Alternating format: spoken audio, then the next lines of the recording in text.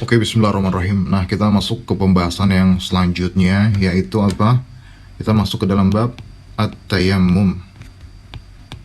Tayamum. Ya, langsung aja. Nah, di sini kita akan belajar beberapa hal. Yang pertama yaitu terkait dengan furudnya, rukun-rukunnya. Ya, selanjutnya terkait dengan wajibnya. Kemudian selanjutnya terkait dengan syurutnya, syarat-syaratnya. Kemudian yang terakhir terkait dengan mubtilatnya, pembatal-pembatal tayamum itu sendiri.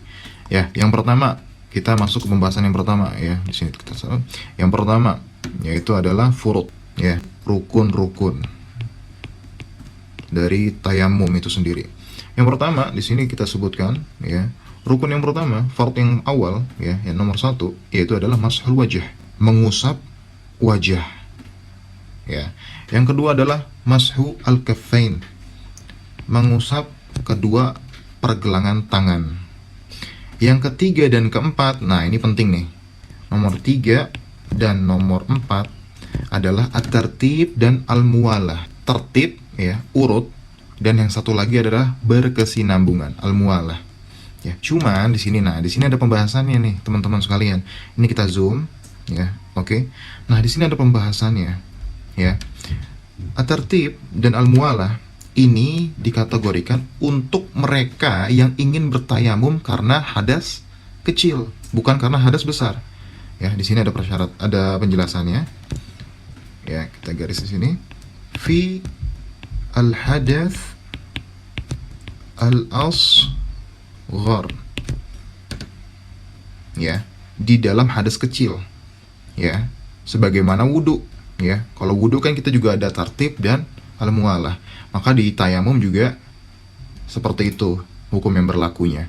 Adapun jika terkait dengan hadas besar, misalnya seseorang janabah ya, junub, kemudian dia tidak menemukan air ya, atau dia sedang sakit sehingga dia harus tayamum gitu ya. Nah, kalau terkait dengan hadas besar, maka tidak berlaku apa? Fard yang ini nih, yang tartib dan yang al-muwalah. Jadi nggak mesti tartib dan nggak mesti berkesinambungan, begitu ya. Bitaufik.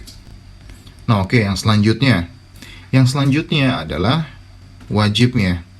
Ya, di dalam tayamum ini juga ada wajibnya, itu apa? At-tasmiyah. Ya, membaca bismillah. Kemudian selanjutnya kita ke bawah sedikit. Ya, kita masuk ke syurutnya. Ya, di dalam tayamum itu ada syurutnya, syarat-syaratnya. Yang pertama, ya, syarat nomor 1 yaitu apa? Al-ajuz anil ma' ba'da talabihi. Ya, dia kesusahan dan nggak mendapatkan air setelah mencari. Ya, setelah dicari ternyata nggak dapat air. Nah, kondisi seperti ini ada dua kondisi. Yang pertama apa? Ya, kondisi yang pertama yaitu kulli, ya, benar-benar nggak ada air, kering kerontang gitu ya.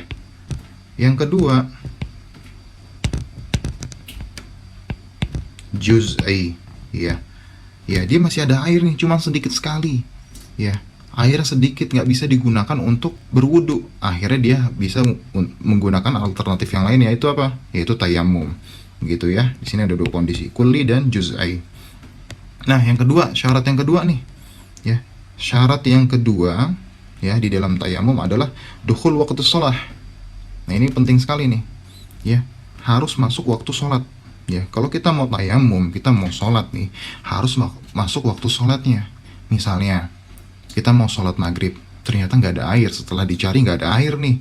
Ya, dan kita nggak boleh tayamum sebelum masuk waktu sholat maghrib. Gitu, misalnya di waktu asar kita tayamum dulu nih buat sholat maghrib, nggak boleh. Itu kenapa? Karena syarat dari tayamum itu sendiri adalah dukhul waktu sholat, ketika sudah memasuki waktunya.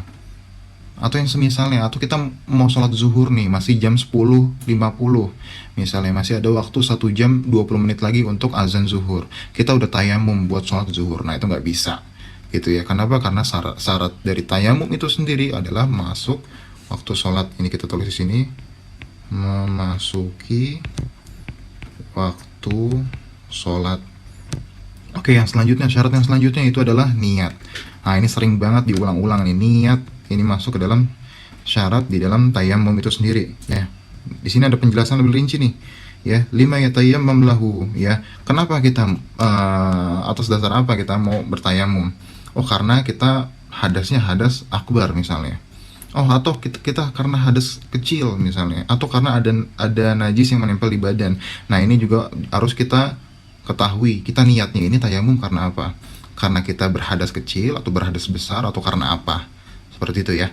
Nah, kemudian selanjutnya lima yatayammam anhu, ya. Ini juga nggak kalah penting nih, ya. Ini bahkan kalau bisa di garis bawah ini yang ini nih, ya. Kita juga tayamum ini untuk apa? Misalnya untuk sholat apa, ya? Sholat fardu kah? Ya, sholat fardu atau sholat nafilah, ya, sholat sunnah, sholat yang mana?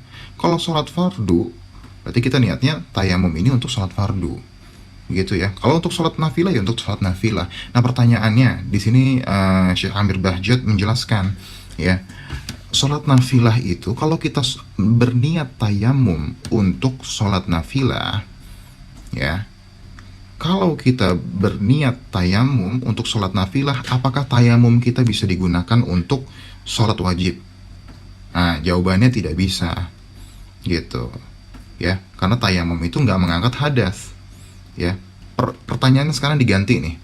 Kalau kita berwudu, ingat ya, bukan tayamum ya. Sekarang kita nanya tentang wudu. Kalau kita berwudu dengan niat mau sholat nafilah, mau sholat sunnah, boleh nggak wudu kita digunakan untuk sholat wajib? Nah, jawabannya boleh. Kenapa? Karena wudhu jelas sudah mengangkat apa? Hadas, begitu ya. Ya, oke, yang selanjutnya. Syarat yang selanjutnya, kaunuhu biturabin tahurun lahu gubar. Oke. Yang media yang kita gunakan untuk bertayamum itu harus debu ya. Debunya juga debu yang suci nih. Ya, debu yang suci, nggak boleh tercampur tepung atau tercampur najis atau yang semisalnya.